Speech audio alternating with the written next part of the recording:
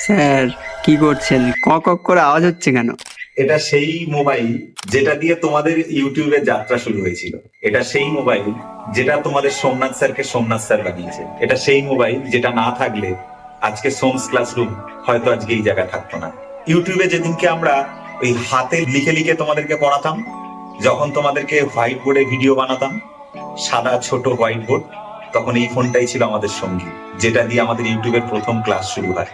আর আজকে প্রায় এতদিন পর এই ফোনটা এখন আর চলেও না, দেখো এখন আর চলেও না, খারাপ হয়ে গেছে। শুধু একটা কিছু একটা সাউন্ড হচ্ছে, খারাপ হয়ে গেছে। প্রায় সময় শেষ এটা।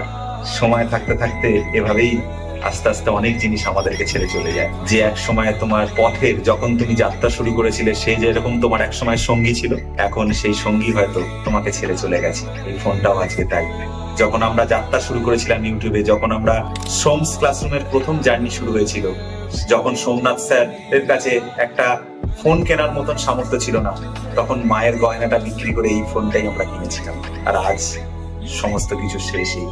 তো এইভাবেই আমাদের সবকিছু শেষ হয়ে গেল। সবাই খুব ভালো থাকে।